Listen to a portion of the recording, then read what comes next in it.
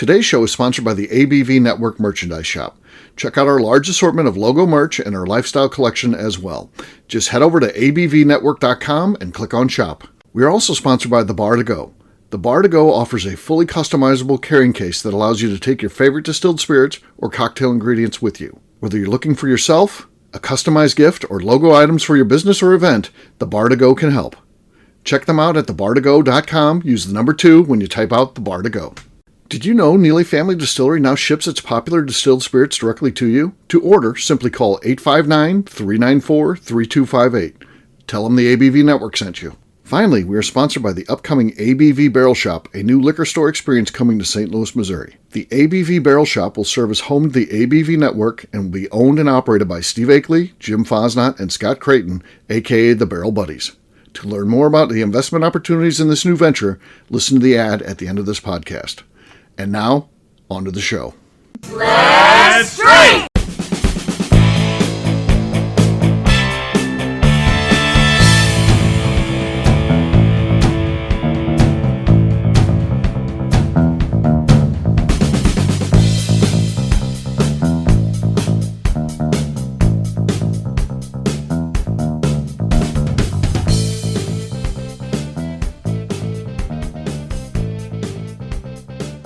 Welcome to the Bourbon Daily, the podcast about everything bourbon delivered to you every day of the week. Today on the show, we talk to Bill Wittenberg, owner of Blue Wing Rye Whiskey, a brand revived in St. Louis. My name is Steve Akeley. Please join me in welcoming my special guest, Mr. Bill Wittenberg. Hey, Bill, how you doing, man? Doing well, Steve.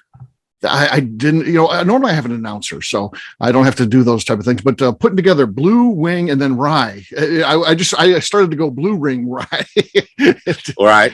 One of those natural things. A little bit of a tongue twister there. It is. It is, absolutely. So, hey, you're St. Louis guy. So, anybody from St. Louis, I love to have on the show, and you're doing some cool things here. So, tell us a little bit about yourself. Well, I'm a lifer. Been here my whole life. I'm 61. Okay. My day job is actually in the insurance business, but for the last 10 years. I've been focused on reviving this brand that was very popular here in the city of St. Louis from the 1880s up until 1920. The family has its roots here going back to before the Civil War. Oh, wow. So you're entrenched. Yeah. No, we've been here a long time. Go on. I was just what part of St. Louis do you live in? We've lived the bulk of the years in University City, okay. Cool. Near Forest Park, and love that part of town. A lot of history there all by itself, everywhere you turn. Yeah, absolutely. And of course, the ultimate St. Louis question, where do you go to school? And we're not talking college, of course. This is St. Louis, so we're talking high school. Yeah. I went to a school named Mercy High School. Mercy High School, okay. Yeah, it was on the near north side of University City. I went there 78 to 82, had a lot of friends, and from that day that I still have today. And several of them are fans of the whiskey too. They've been real big supporters, and it's really cool to see. Yeah, that's cool stuff. I'm an Oakville grad, so I'm an Oakville grad. Right. That's where I currently live. So that's didn't get very far from the tree, about 2 miles from my parents' house where my mom still lives. And Oakville is like right in between us. So my daughter went to Oakville then, so it's been a cool thing. My wife went to Oakville. That's where we met. So a whole thing going on it's there. It's been good for you guys. Absolutely. Yeah, well, that's kind of the way we are in University City. I mean, I literally lived down the street from where I grew up. Yeah. And I jokingly say I haven't gotten very far in life. I just down the street. Yeah. It's such a St. Louis thing because I don't think there's not anything that really pulls and makes people want to say we're not a beach town or we're not, a lot of touristy cool things beyond, we do have some stuff. If you get here, there's some really cool stuff actually. Right. But there's not that draw that, hey, I'm going to move to Dallas or I'm going to move to New York or California, all those things, the weather and all these things can play into those, or even Colorado. But we don't, the funny thing is we don't want to leave. If you're from here, you don't want to leave St. Louis. You're a St. Louis person. And And I'm sure you have friends that have had to leave for jobs and things like that, but then they try to get back. When am I going to get back? You might have to, take a diversion, but you're going to get back here at some point. It's a comfortable place to live. That's for sure. Yeah, absolutely. So I talk about that a lot. So it's good to talk to a fellow St. Louisan so people know that I'm not just making this stuff up. It's true. It really is. So tell us a little bit about, whiskey for you. Were you always a whiskey drinker? Is it something that you've got into as you started researching this brand? And then, what's your whiskey collection like on a personal basis? Yeah. Well, I'll tell you, I'd always been and I hope this is okay, I'd always been a Scotch drinker. Going back to when I turned 21 or before, I can't recall. Right. It gets a little blurry. So. Right. It's a little gray there, but it was a friend of mine, without getting into it, who he was just all about Scotch. And I'm like, well, okay, he's a smart guy. So anyway, that became my whiskey of choice for many years. And there's certainly as you know, it's a very, very deep vein there in terms of styles and flavors and regions and etc. where it comes from, and also was a fan of Irish whiskey. So been a whiskey drinker ever since I was legal to do so, and yet, and I will say, with all due respect, I am not a big bourbon drinker, and that's nothing. It just kind of goes with my general character, where it's like, I'll go for the road less traveled in a lot of ways. And I think that's ultimately what led me to the rye as well. I hadn't drank rye up until, probably about 10 years ago. And nor did most of America, for that matter.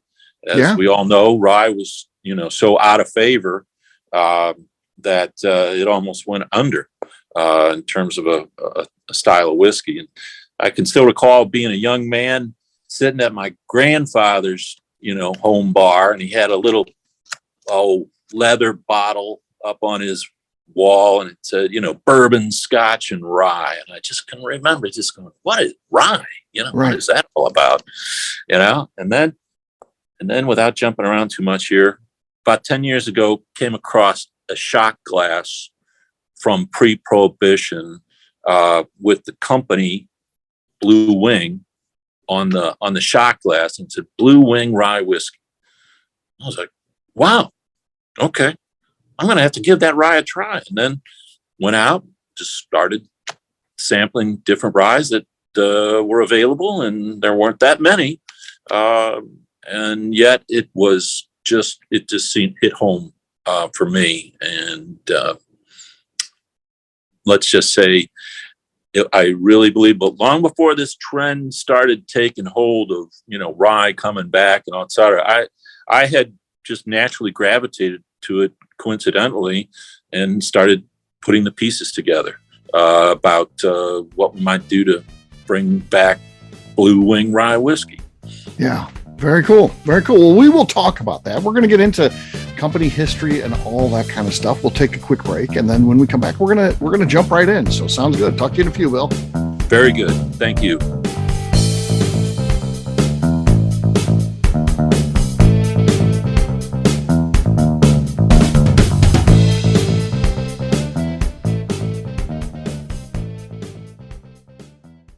Hello, this is Steve Akeley of the ABV Network. Let's talk about the people who make this show happen. First up is Leatherwood Distillery in Pleasant View, Tennessee.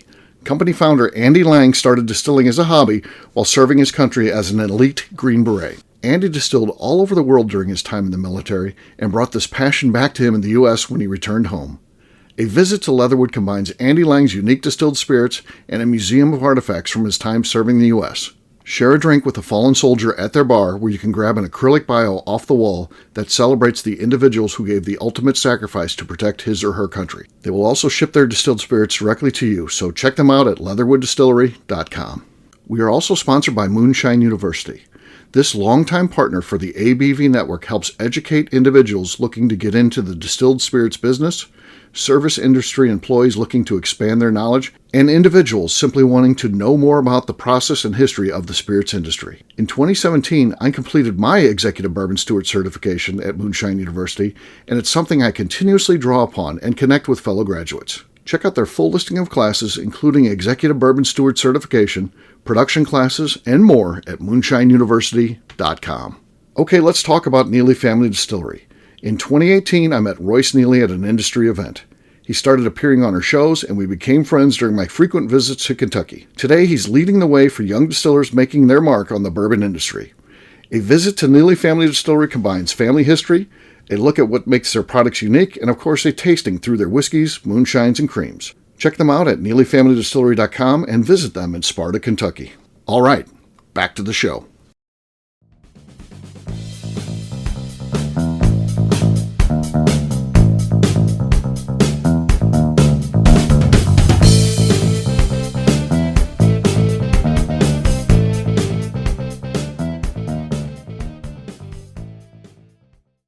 Hello, this is Matt Rainey, and you are listening to the Bourbon Daily. One day when I grow up, I'm going to grow a big boy beard, just like Colonel Steve.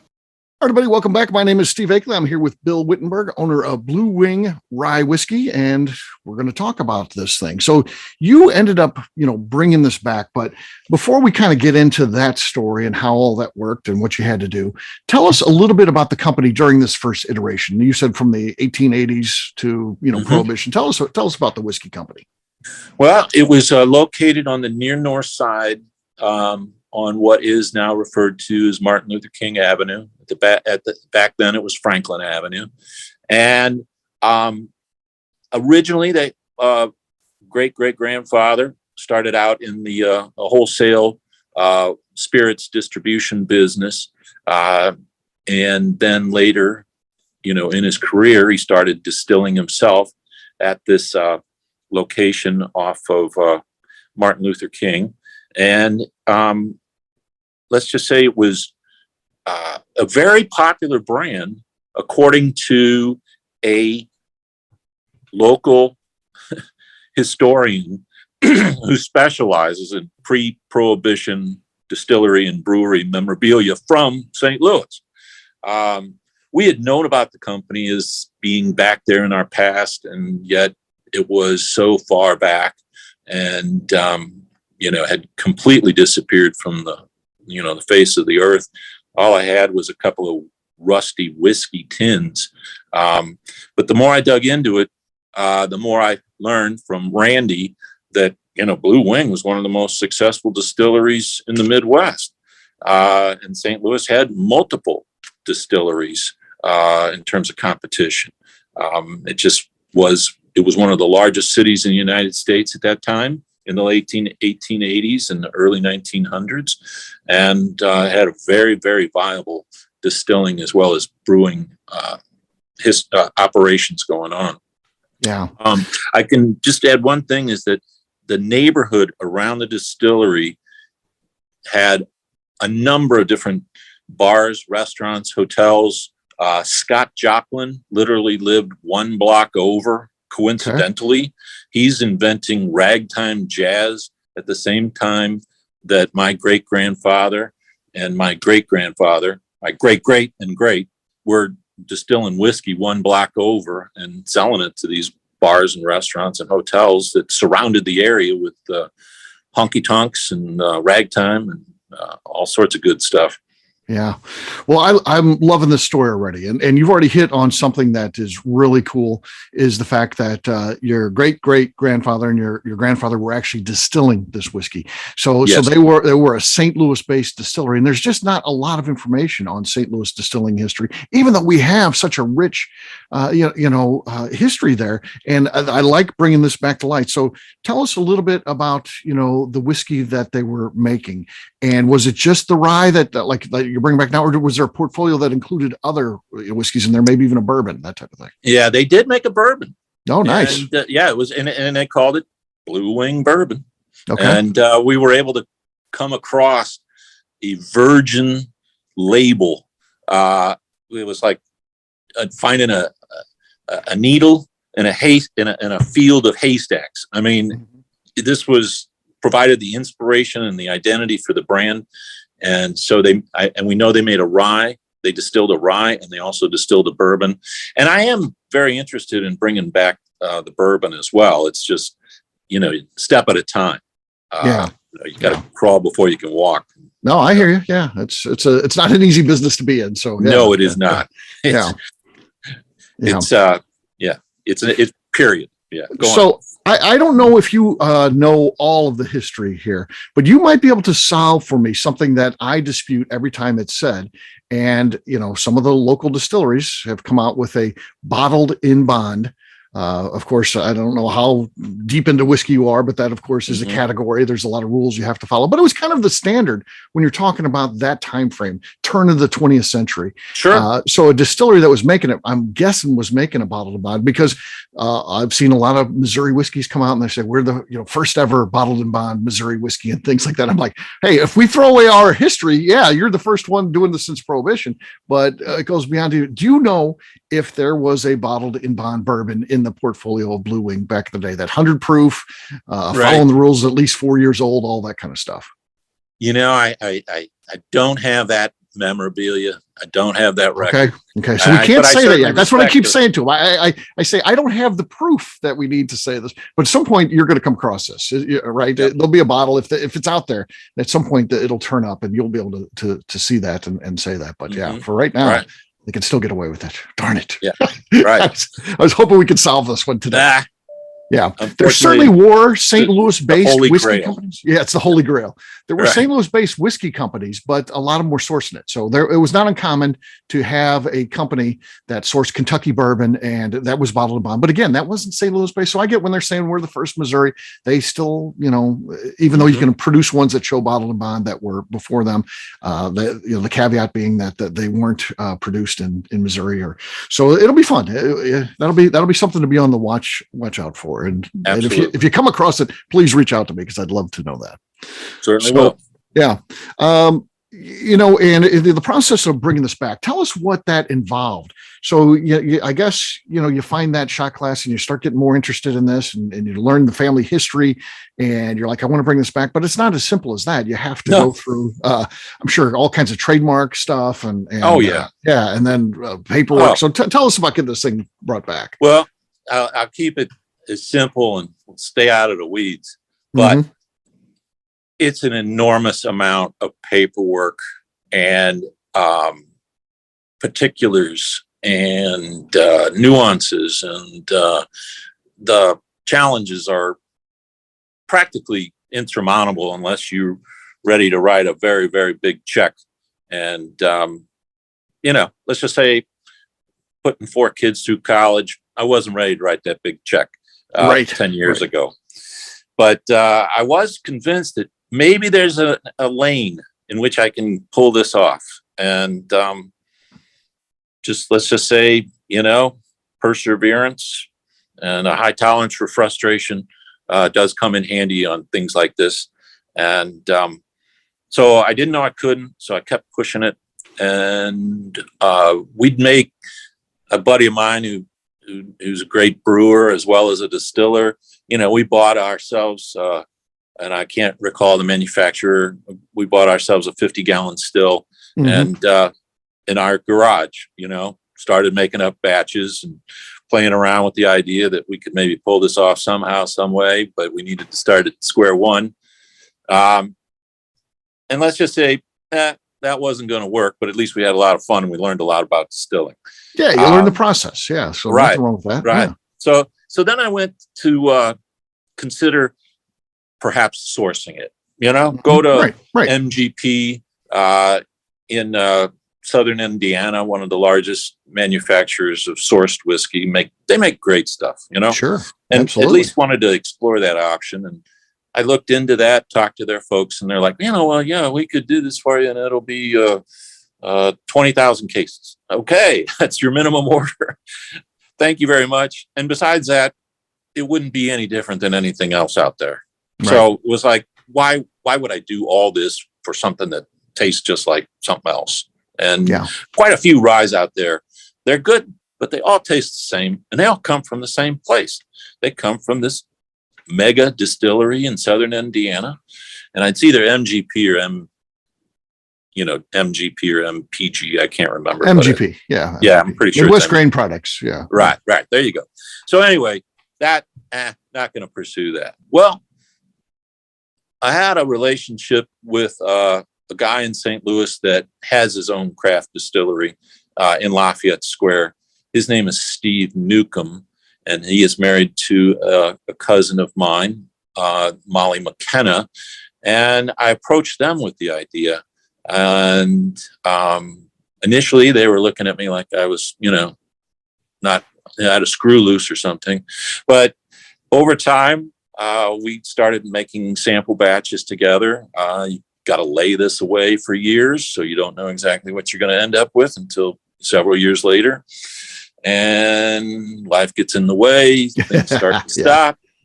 But in 2017, we started to get serious about it and started laying away 15-gallon barrels, and have been doing so since late 2017. Okay. And in the interim, I got all the necessary licenses and permits, as I alluded to before, through trial and error. And another key component of this was that my brother is a very accomplished graphic artist, and he was able to pull all the pieces together for us, the look and identity of the brand. The look is freaking beautiful. Gosh, because I love those pre-prohibition labels, and this is what you got. I mean, you got something that looks like you just discovered a treasure trove of these from back in the day. It's so cool. Cool, man. Yeah. No, thank you. Thank you very much. That, I mean, it's gotta, you could have the greatest spirit in the world, and if your bottle is, so, right, it'll never get that attention that it deserves. But when my nephew found that label that we used as a template, when I saw that, my jaw dropped. I was like, wow, this is cool.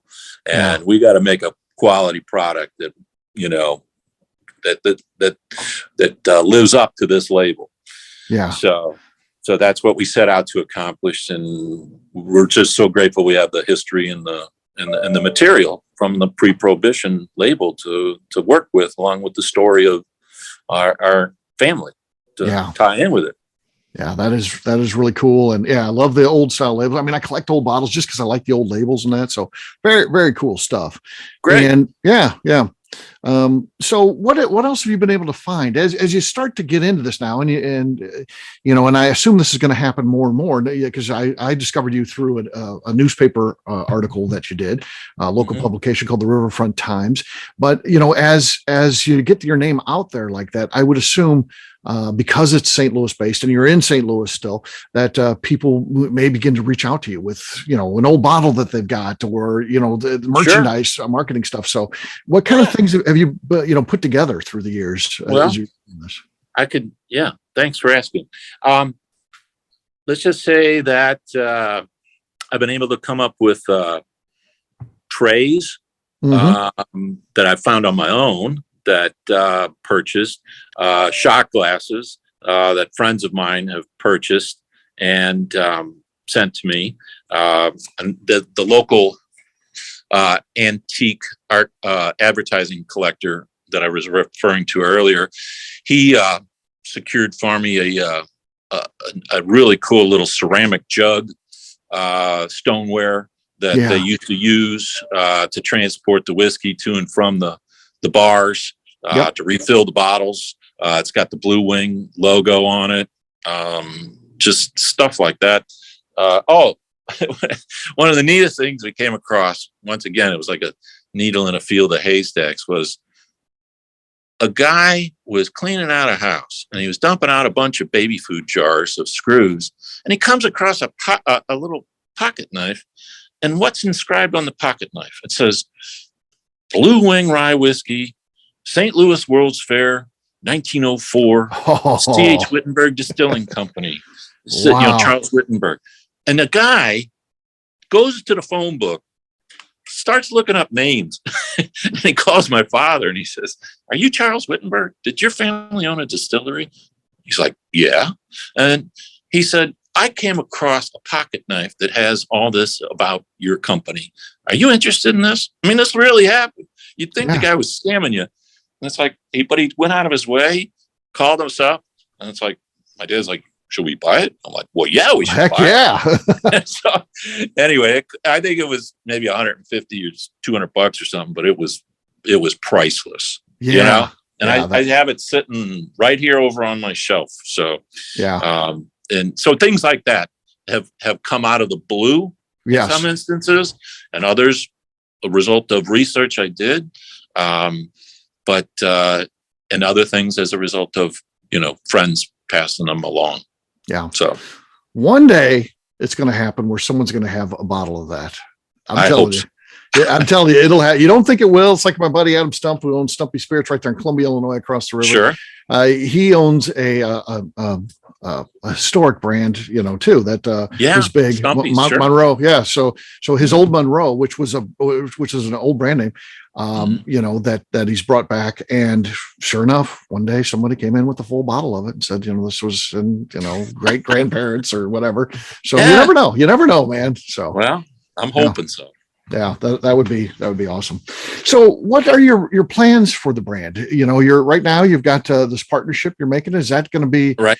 Is that going to be it? Is it just a St. Louis brand? Are you going to look to expand distribution? Will at some point you look at starting a distillery? So tell us what you've got lined out. Let's just say I'm at a point where I'm ready to take this to the next level, which is, right now we're making batches every quarter, and we've been doing that for 2.5 years. And part of it was, well, before we cycle this up, we better know whether we got something that people are going to want to drink, and that all takes time. So here we are 2.5 years later, almost 3 years later, and the product I think is distinct and delicious and worthy of the time and money it's going to take it to the next level. And what would that be? Well, it's time to put the money down and build the still, and start doing it on my own, or we just have, with Steve, just have him ratchet up production using his facilities. I mean, he and I are getting along great, and he's got a lot of whiskeys of his own that are success for him, that he'd be worthy of a podcast on another day. But he sells his spirits under the name Spirits of St. Louis, and he's got a malt whiskey and a bourbon and other spirits. But so right now, I'd say just we're going to increase production to every month going forward. Start making the shift to the 50-gallon barrels as well, which then you got to lay those up for at least 5+ years, and the longer the better. So I'm ready to take it to the next level. We just got to get our production schedule lined up. Yeah, I hear you. So, of course, we got an audience here would probably like to try this. How can they get their hands on the bottle? That's the important thing. Sure. Yeah, we got it for sale at 9 retail locations around St. Louis. Okay. I'm self-distributing at this point, which, let's put it this way. Just prior to now, I didn't have enough supply to have any interest from a wholesaler. So I just have been doing it on my own. But I have relationships with the wine and cheese place. They were the first place to agree to carry the whiskey back in late 2019. And I just walked in there on a cold call, hi, I'm Bill. Would you like to sell my whiskey? And two of the key owners there, they just, sampled it and said, yeah, we'll put this on the shelf. That's and cool. So they were the first group of stores to carry it. And I'm very proud of that because they sell all good stuff there at the wine and cheese place. That's a great place for sure. Yes, it is. And then we also have it at a place called Parker's Table. It's a one store operation, but it's a high end foodie, good, all the good stuff in life. They've taken it on, and sold a lot of bottles through them since the summer. The beer sauce shop Sure. They're growing too. carried, Yeah, they're doing great. carried my stuff, and sometimes they're out, so call ahead. I just did a tasting over at their Sunset Hills shop just the other day, and had a good time there. That's the second one we've done there. And then recently, we went into Friar Tuck's. So, nice. It was a situation where we were holding an event out at Kirkwood Park, and the buyer for Friar Tuck's was there, and she was like, "We got to have this." Okay. Nothing better than something that sells itself, Yeah. I didn't even have to ask. She asked me. So I was that. flattered. And we got well stocked in the 3 area Friar Tuck stores. So okay. I think that about covers it. Is any, I know Wine and Cheese does some mail order and stuff like that. Is it available online for anybody who's listening? Can they pick up a bottle and have it shipped?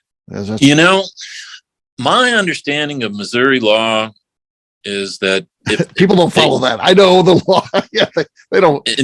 It's kind of muddy, and it is. I guess it's kind of clear, but people just don't follow it, and they don't get in trouble. So I don't. Right. That's just it. So for a while, it's like they're not shipping. Next thing you know, they're shipping. So so nothing in place right now. It sounds like nothing. Nothing formal in place yet. Gotcha. But that obviously would be advantageous on my agenda. So I get it. I think people want to follow this journey. Where do they need to go? Websites, social media, that type of thing. Well, we have a website, www.bluewingryeWhiskey.com. Okay. It's got the history of the brand there, a few photos, some links, the addresses for the stores, and some pictures of the memorabilia that we've collected and or come across, over the years here. And in terms of social media, I have an Instagram account. I have a Facebook page. I'm 61, so I'm not totally savvy on the media. But you got to get into it. I'm the same thing. I never did social media until I started this company. And it's like, sure. You got to do it though. Yeah. No, you got to do it. And it's just a question of time and hours in the day. And hey, if it wasn't for social media, and I post a lot under my own Facebook page for, Bill Wittenberg. That's and I share a lot with the Bourbon Society Facebook page as well in terms of events and things that have interest me with respects to the brand and what's going on. Cool. Very cool. Yeah. All right. For me, I'm an easy guy to find. I'm at Steve Akeley on Twitter, Instagram, or Facebook. I've got a website, steveakeley.com. We've also got the company website. That's the important one, abvnetwork.com. Check it out because everything that we do is out there. All of our podcasts, our blogs, our e-magazine, our shop, so much more, abvnetwork.com. Of course, if you like what we're doing, please give us a 5-star review with comments. It helps new people find the show. That's pretty darn important to us. And if you want to get involved, head over to patreon.com/the ABV Network. Become a member. We'd appreciate that. Bill, thanks so much, my friend. It was a great job, and I look forward to trying this whiskey and turn some more people onto it too. That'd be a cool thing. So, thanks. Greatly appreciate your interest, Steve. Thank you. Wish you much success. Thank you. Take care, everybody. Right. Bye. Take care. Bye-bye.